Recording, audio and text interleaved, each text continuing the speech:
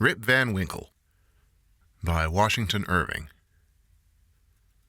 Introduction. The following tale was found among the papers of the late Diedrich Knickerbocker, an old gentleman of New York, who was very curious in the Dutch history of the province and the manners of the descendants of its primitive settlers. His historical researches, however, did not lie so much among books as among men, for the former are lamentably scanty on his favorite topics, whereas he found the old burghers, and still more their wives, rich in that legendary lore so invaluable to true history. Whenever, therefore, he happened upon a genuine Dutch family, snugly shut up in its low-roofed farmhouse under a spreading sycamore, he looked upon it as a little clasped volume of black letter, and studied it with the zeal of a bookworm. The result of all these researches was a history of the province during the reign of the Dutch governors, which he published some years since. There have been various opinions as to the literary character of his work, and, to tell the truth, it is not a whit better than it should be. Its chief merit is its scrupulous accuracy, which indeed was a little questioned on its first appearance, but has since been completely established, and it is now admitted into all historical collections as a book of unquestionable authority. The old gentleman died shortly after the publication of his work, and now that he is dead and gone, it cannot do much harm to his memory to say that his time might have been much better employed in weightier labors. He, however, was apt to ride his hobby in his own way, and though it did now and then kick up the dust a little in the eyes of his neighbors, and grieve the spirit of some friends, for whom he felt the truest deference and affection, yet his errors and follies are remembered more in sorrow than anger, and it begins to be suspected that he never intended to injure or offend. But however his memory may be appreciated by critics, it is still held dear by many folks whose good opinion is well worth having, particularly by certain biscuit bakers, who have gone so far as to imprint his likeness on their New Year cakes, and have thus given him a chance for immortality, almost equal to the being stamped on a Waterloo medal or a Queen Anne's farthing. Rip Van Winkle.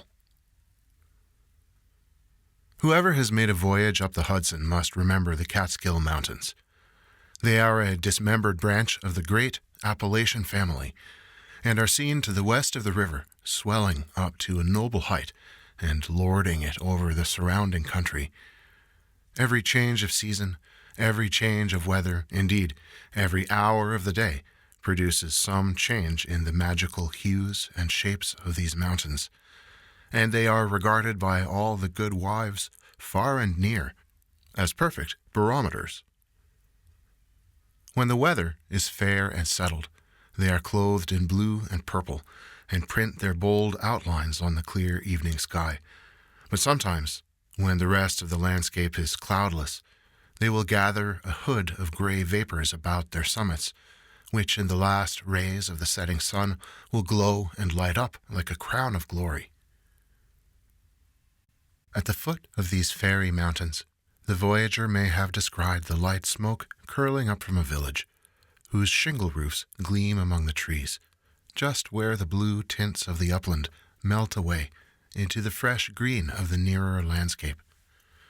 It is a little village, of great antiquity, having been founded by some of the Dutch colonists in the early times of the province, just about the beginning of the government of the good Peter Stuyvesant, may he rest in peace. And there were some of the houses of the original settlers, standing within a few years, built of small yellow bricks brought from Holland, having latticed windows and gable fronts surmounted with weathercocks.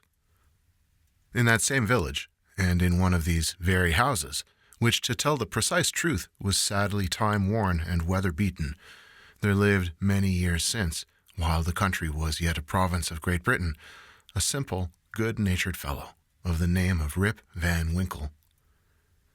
He was a descendant of the Van Winkles who figured so gallantly in the chivalrous days of Peter Stuyvesant and accompanied him to the siege of Fort Christina. He inherited, however, but little of the martial character of his ancestors. I have observed that he was a simple, good-natured man. He was, moreover, a kind neighbor and an obedient, hand-pecked husband. Indeed, to the latter circumstance might be owing that meekness of spirit which gained him such universal popularity. For those men are apt to be obsequious and conciliating abroad who are under the discipline of shrews at home. Their tempers, doubtless, are rendered pliant and malleable in the fiery furnace of domestic tribulation, and a curtain lecture is worth all the sermons in the world for teaching the virtues of patience and long-suffering.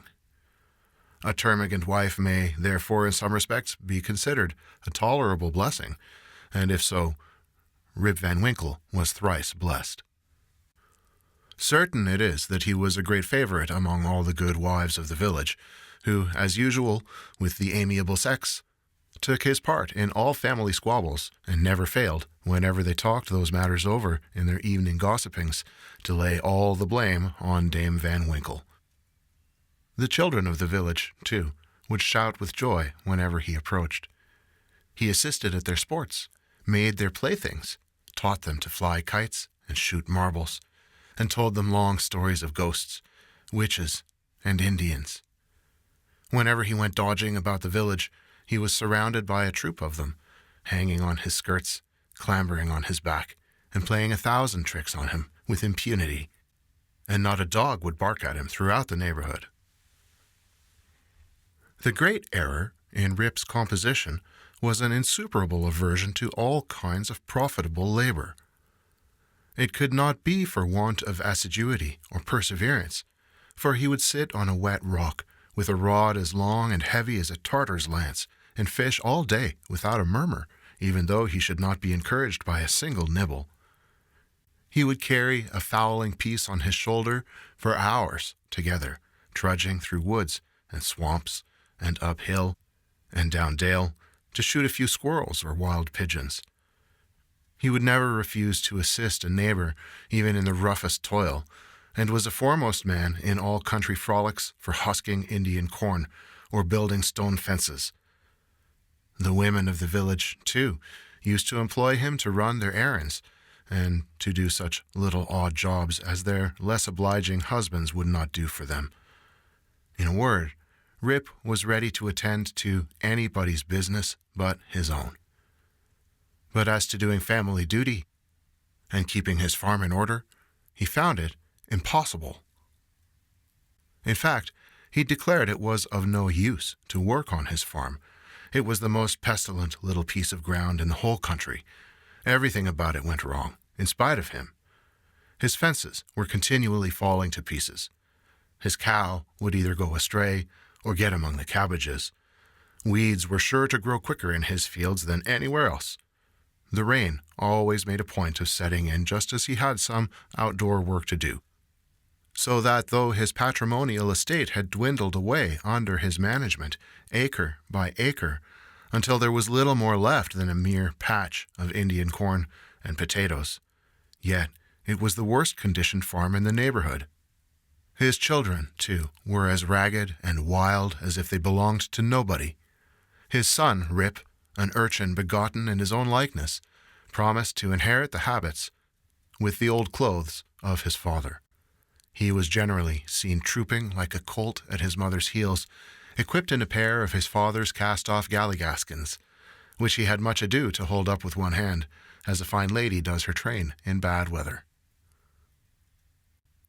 Rip Van Winkle, however, was one of those happy mortals, of foolish, well-oiled dispositions, who take the world easy, eat white bread or brown, whichever can be got with the least thought or trouble, and would rather starve on a penny than work for a pound.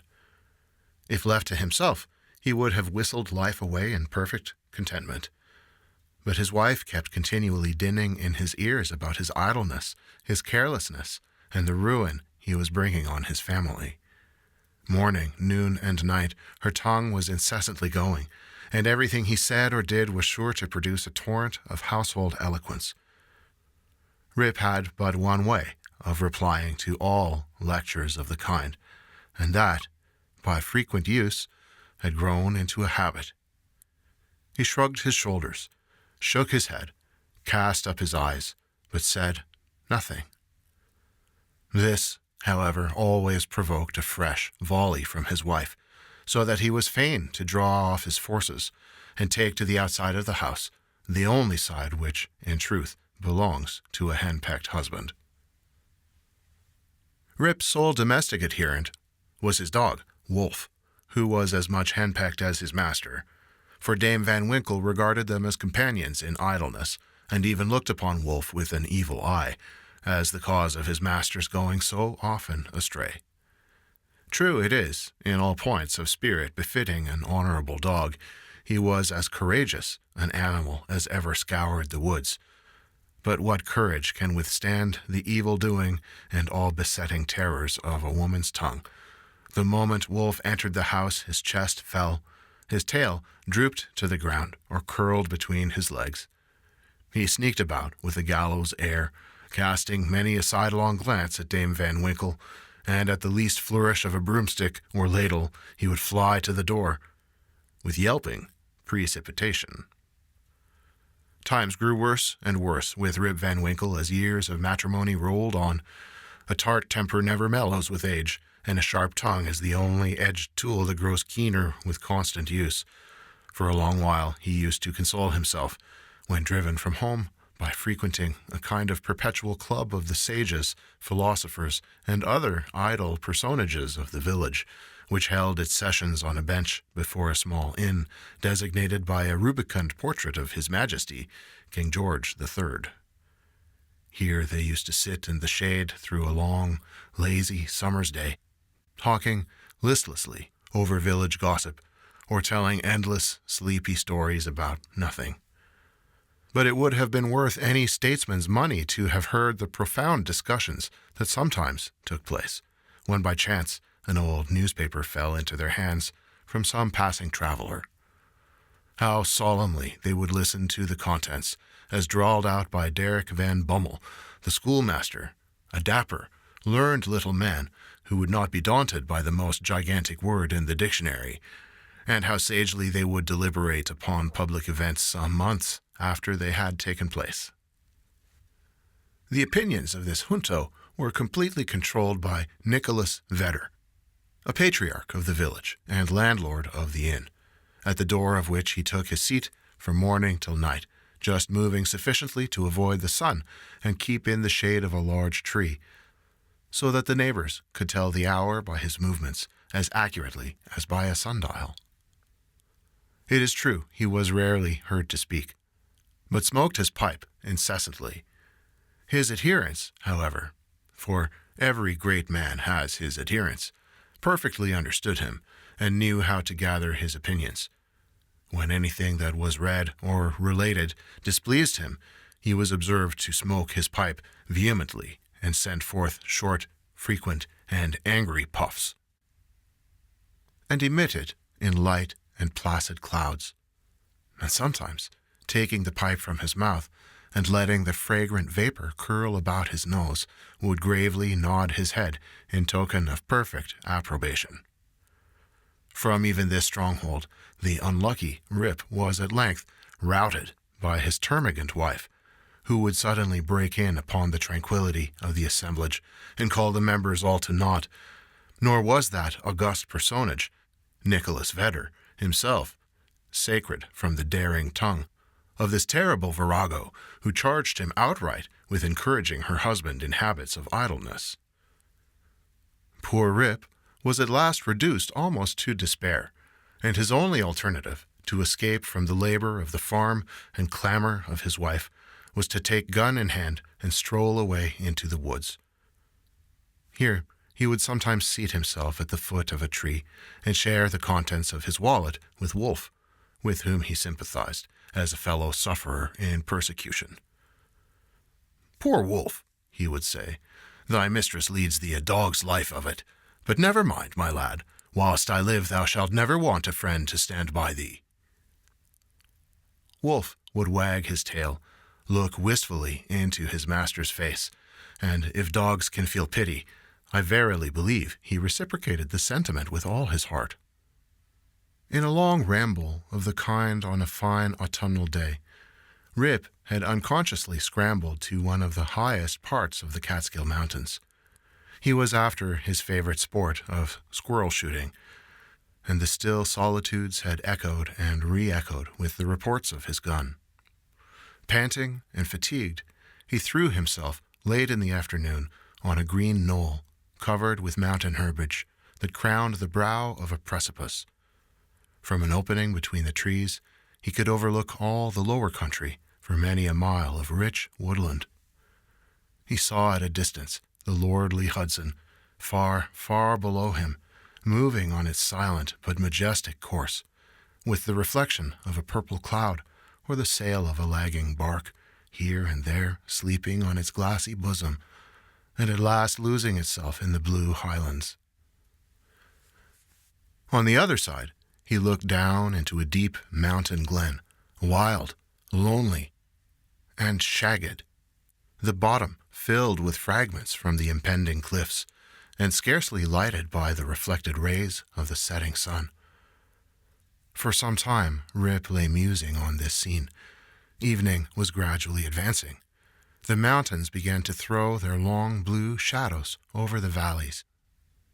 He saw that it would be dark long before he could reach the village, and he heaved a heavy sigh when he thought of encountering the terrors of Dame Van Winkle. As he was about to descend, he heard a voice from a distance, hallooing, "Rip Van Winkle! Rip Van Winkle!" He looked round, but could see nothing but a crow winging its solitary flight across the mountain.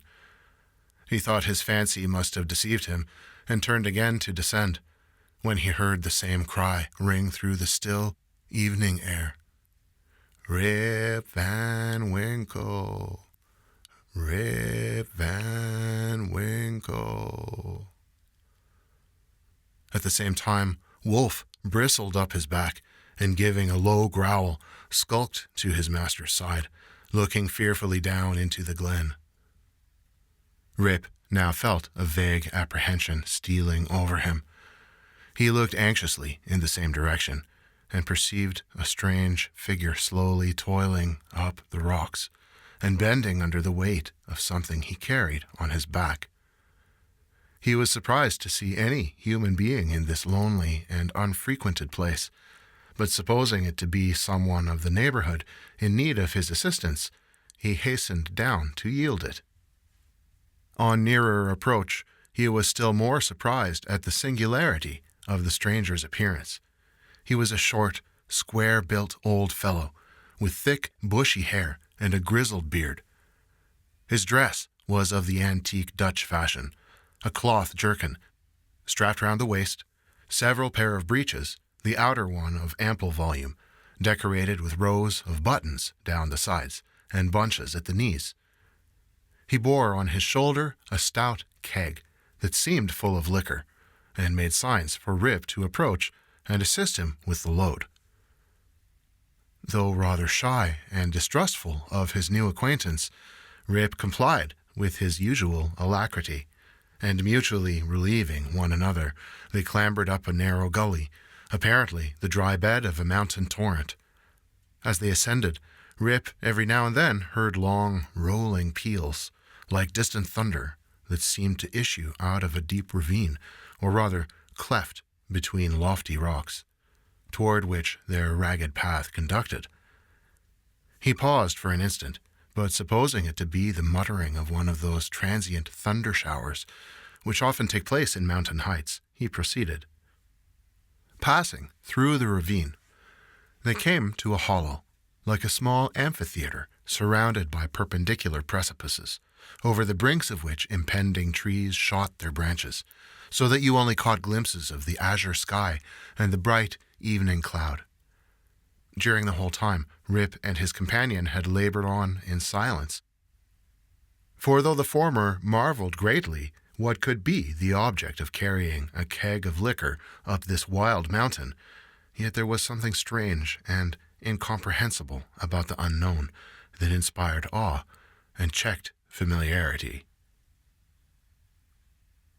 On entering the amphitheater, new objects of wonder presented themselves.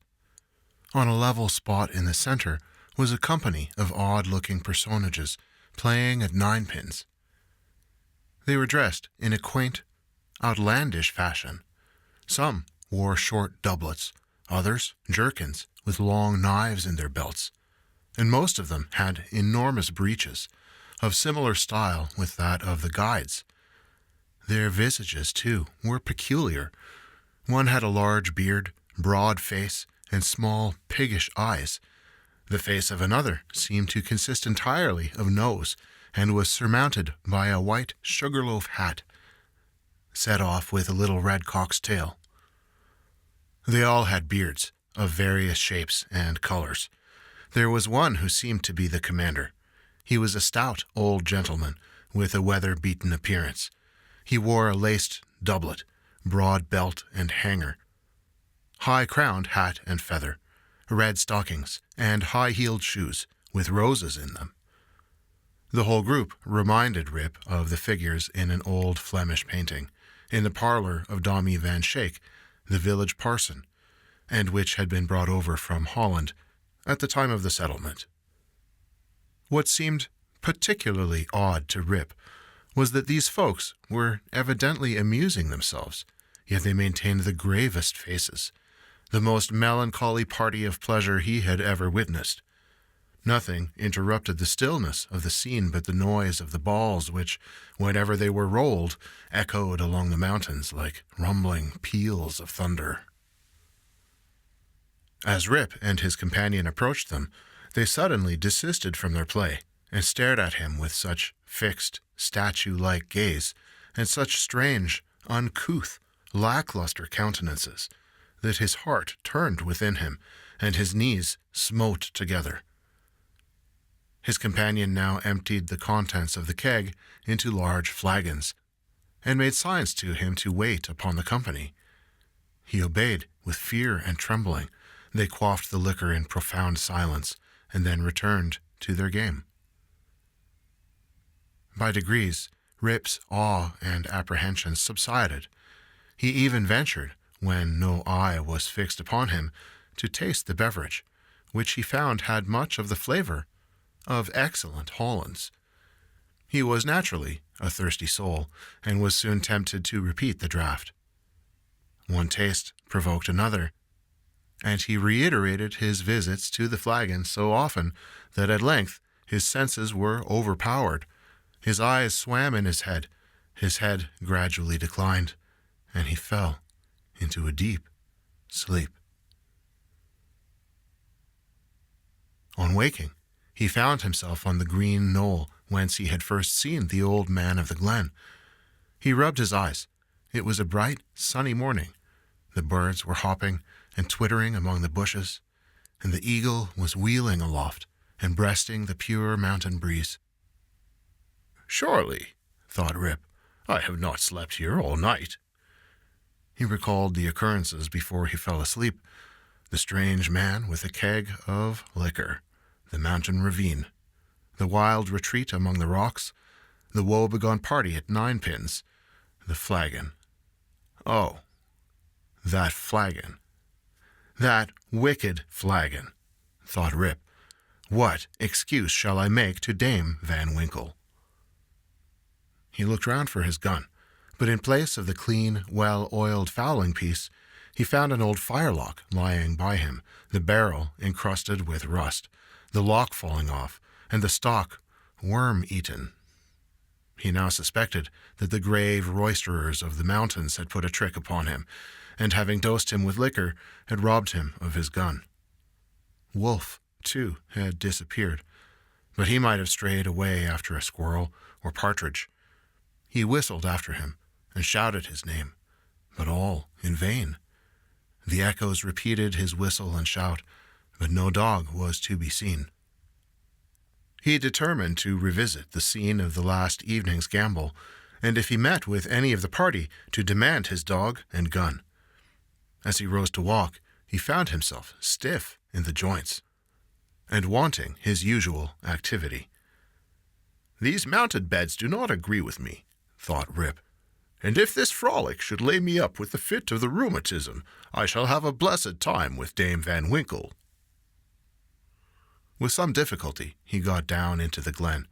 He found the gully up which he and his companion had ascended the preceding evening, but to his astonishment a mountain stream was now foaming down it, leaping from rock to rock, and filling the glen with babbling murmurs. He, however, made shift to scramble up its sides, working his toilsome way through thickets of birch, sassafras, and witch hazel, and sometimes tripped up or entangled by the wild grapevines that twisted their coils or tendrils from tree to tree and spread a kind of network in his path. At length he reached to where the ravine had opened through the cliffs to the amphitheater, but no traces of such opening remained. The rocks presented a high, impenetrable wall, over which the torrent came tumbling in a sheet of feathery foam, and fell into a broad, deep basin, black from the shadows of the surrounding forest. Here, then, poor Rip was brought to a stand. He again called and whistled after his dog. He was only answered by the cawing of a flock of idle crows, sporting high in the air about a dry tree that overhung a sunny precipice, and who, secure in their elevation, seemed to look down and scoff at the poor man's perplexities. What was to be done? The morning was passing away, and Rip felt famished for want of his breakfast.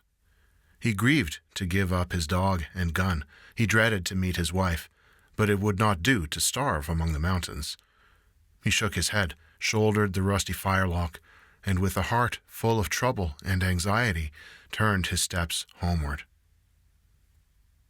As he approached the village, he met a number of people, but none of whom he knew, which somewhat surprised him, for he had thought himself acquainted with everyone in the country round. Their dress, too, was of a different fashion from that to which he was accustomed. They all stared at him with equal marks of surprise, and whenever they cast their eyes upon him, invariably stroked their chins. The constant recurrence of this gesture induced Rip, involuntarily, to do the same, when, to his astonishment, he found his beard had grown a foot long. He had now entered the skirts of the village. A troop of strange children ran at his heels, hooting after him, and pointing at his gray beard. The dogs, too, not one of whom he recognized for an old acquaintance, barked at him as he passed. The very village was altered. It was larger and more populous. There were rows of houses which he had never seen before, and those which had been his familiar haunts had disappeared. Strange names were over the doors, strange faces at the windows. Everything was strange. His mind now misgave him. He began to doubt whether both he and the world around him were not bewitched. Surely this was his native village, which he had left but the day before. There stood the Catskill Mountains. There ran the silver Hudson at a distance. There was every hill and dale, precisely as it had always been. Rip was sorely perplexed. "That flagon last night," thought he, "has addled my poor head sadly." It was with some difficulty that he found his way to his own house, which he approached with silent awe, expecting every moment to hear the shrill voice of Dame Van Winkle. He found the house gone to decay. The roof had fallen in, the windows shattered, and the doors off the hinges. A half-starved dog that looked like Wolf was skulking about it.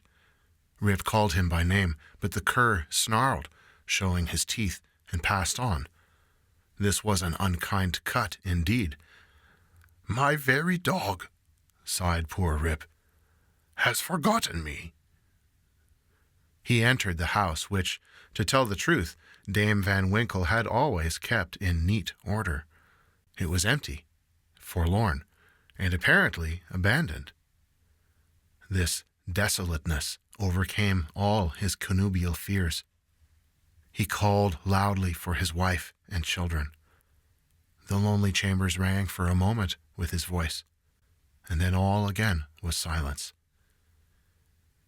He now hurried forth and hastened to his old resort, the village inn, but it too was gone. A large rickety wooden building stood in its place, with great gaping windows, some of them broken and mended with old hats and petticoats, and over the door was painted, "The Union Hotel by Jonathan Doolittle." Instead of the great tree that used to shelter the quiet little Dutch inn of yore, there now was reared a tall, naked pole with something on the top that looked like a red nightcap, and from it was fluttering a flag, on which was a singular assemblage of stars and stripes. All this was strange and incomprehensible. He recognized on the sign, however, the ruby face of King George, under which he had smoked so many a peaceful pipe. But even this was singularly metamorphosed. The red coat was changed for one of blue and buff. A sword was in the hand instead of a scepter. The head was decorated with a cocked hat, and underneath was painted in large characters, "General Washington." There was, as usual, a crowd of folk about the door, but none that Rip recollected. The very character of the people seemed changed. There was a busy, bustling, disputatious tone about it, instead of the accustomed phlegm and drowsy tranquillity.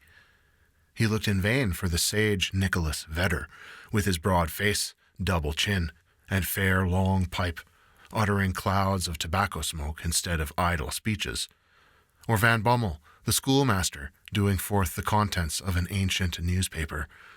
In place of these, a lean, bilious-looking fellow, with his pockets full of handbills, was haranguing vehemently about rights of citizens, elections, members of Congress, liberty, Bunker's Hill, heroes of '76, and other words which were a perfect Babylonish jargon to the bewildered Van Winkle. The appearance of Rip, with his long, grizzled beard, his rusty fowling piece, his uncouth dress, and an army of women and children at his heels, soon attracted the attention of the tavern politicians. They crowded round him, eyeing him from head to foot with great curiosity. The orator bustled up to him, and drawing him partly aside, inquired on what side he voted. Rip stared in vacant stupidity. Another short but busy little fellow pulled him by the arm, and rising on tiptoe, inquired in his ear whether he was a Federal or a Democrat. Rip was equally at a loss to comprehend the question, when a knowing, self-important old gentleman in a sharp cocked hat made his way through the crowd, putting them to the right and left with his elbows as he passed, and planting himself before Van Winkle, with one arm akimbo, the other resting on his cane, his keen eyes and sharp hat penetrating, as it were, into his very soul, demanded, in an austere tone, what brought him to the election with a gun on his shoulder and a mob at his heels, and whether he meant to breed a riot in the village. "Alas, gentlemen," cried Rip, somewhat dismayed, "I am but a poor quiet man, a native of the place, and a loyal subject of the king, God bless him." Here a general shout burst from the bystanders. "A Tory! A Tory! A spy! A refugee! Hustle him! Away with him!" It was with great difficulty that the self-important man in the cocked hat restored order, and having assumed a tenfold austerity of brow, demanded again of the unknown culprit what he came there for, and whom was he seeking. The poor man humbly assured him that he meant no harm, but merely came there in search of some of his neighbors who used to keep about the tavern. "Well, who are they? Name them." Rip bethought himself a moment, and inquired, "Where's Nicholas Vedder?" There was a silence for a little while, when an old man replied in a thin, piping voice, "Nicholas Vedder? Why, he is dead and gone these 18 years.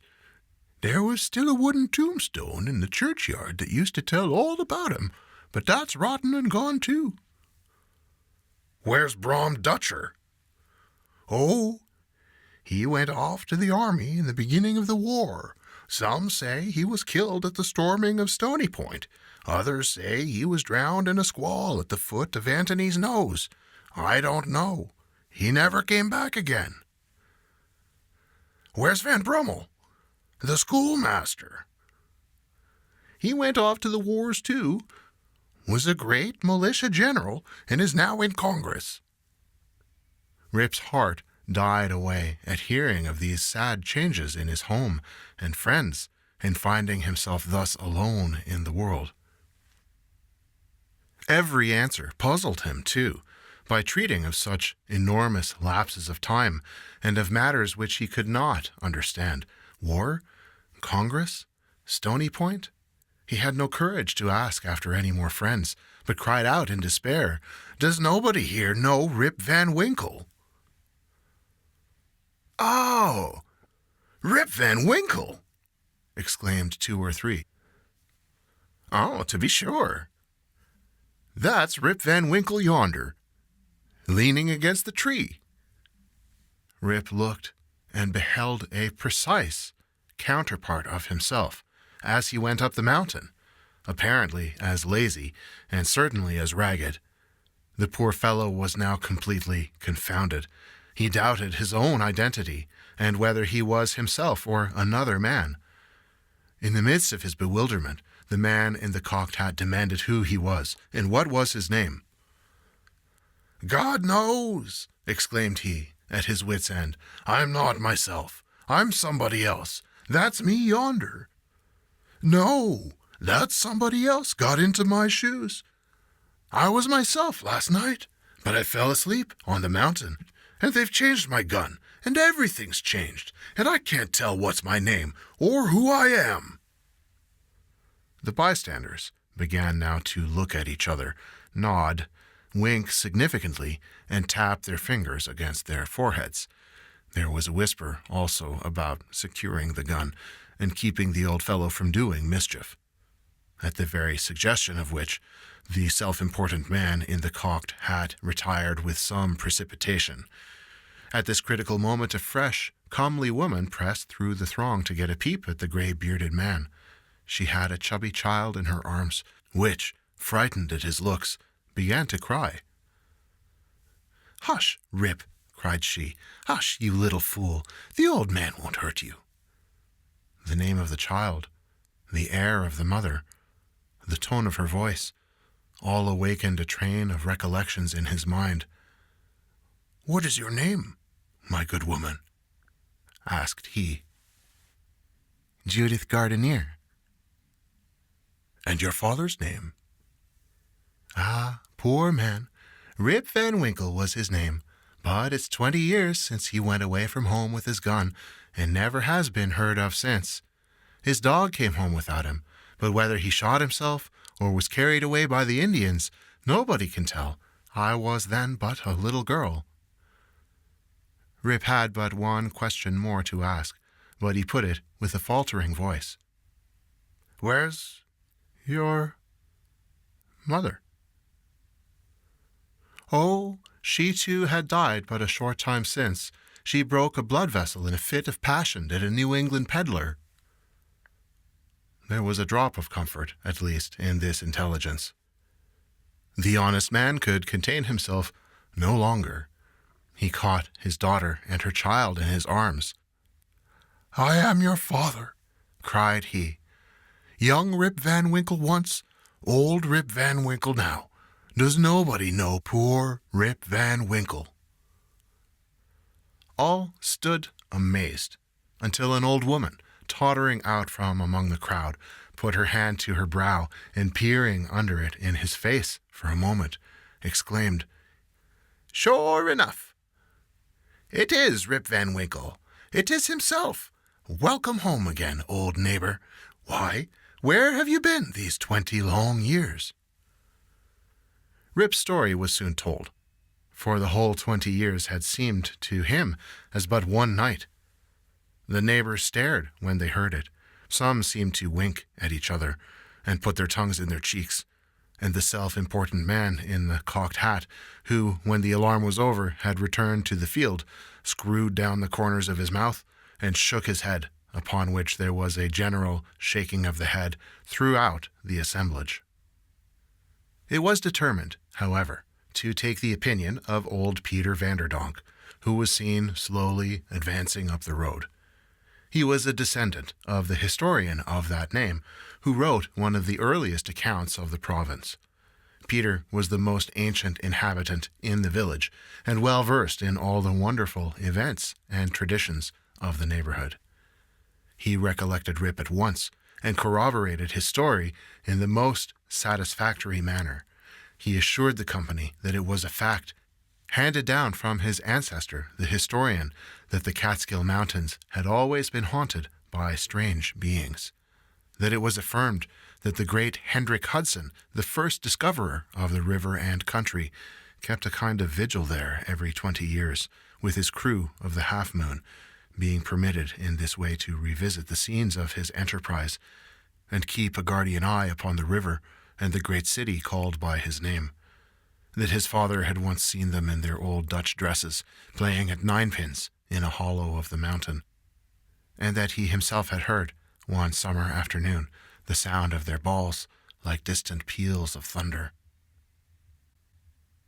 To make a long story short, the company broke up and returned to the more important concerns of the election. Rip's daughter took him home to live with her. She had a snug, well-furnished house, and a stout, cheery farmer for a husband, whom Rip recollected for one of the urchins that used to climb upon his back. As to Rip's son and heir, who was the ditto of himself, seen leaning against the tree, he was employed to work on the farm, but evinced an hereditary disposition to attend to anything else but his business. Rip now resumed his old walks and habits. He soon found many of his former cronies, though all rather the worse for the wear and tear of time, and preferred making friends among the rising generation, with whom he soon grew into great favor. Having nothing to do at home, and being arrived at that happy age when a man can be idle with impunity, he took his place once more on the bench at the inn door, and was reverenced as one of the patriarchs of the village, and a chronicle of the old times before the war. It was some time before he could get into the regular track of gossip, or could be made to comprehend the strange events that had taken place during his torpor. How that there had been a revolutionary war, that the country had thrown off the yoke of old England, and that, instead of being a subject of His Majesty George III, he was now a free citizen of the United States. Rip, in fact, was no politician. The changes of states and empires made but little impression on him. But there was one species of despotism under which he had long groaned, and that was petticoat government. Happily, that was at an end. He had got his neck out of the yoke of matrimony, and could go in and out whenever he pleased, without dreading the tyranny of Dame Van Winkle. Whenever her name was mentioned, however, he shook his head, shrugged his shoulders, and cast up his eyes, which might pass either for an expression of resignation to his fate, or joy at his deliverance. He used to tell his story to every stranger that arrived at Mr. Doolittle's hotel. He was observed, at first, to vary on some points every time he told it, which was, doubtless, owing to his having so recently awakened. It at last settled down precisely to the tale I have related, and not a man, woman, or child in the neighborhood but knew it by heart. Some always pretended to doubt the reality of it, and insisted that Rip had been out of his head, and that this was one point on which he always remained flighty. The old Dutch inhabitants, however, almost universally gave it full credit. Even to this day, they never hear a thunderstorm of a summer afternoon about the Catskill, but they say Hendrik Henderson and his crew are at their game of ninepins, and it is a common wish of all hen-pecked husbands in the neighborhood, when life hangs heavy on their hands, that they might have a quieting draught out of Rip Van Winkle's flagon. Note: the foregoing tale, one would suspect, had been suggested to Mr. Knickerbocker by a little German superstition about the Emperor Frederick der Rothbart and the Kipphauser mountain. The subjoined note, however, which he had appended to the tale, shows that it is an absolute fact, narrated with his usual fidelity.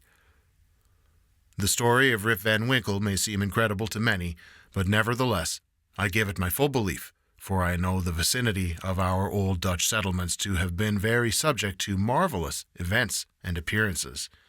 Indeed, I have heard many stranger stories than this in the villages along the Hudson, all of which were too well authenticated to admit of a doubt.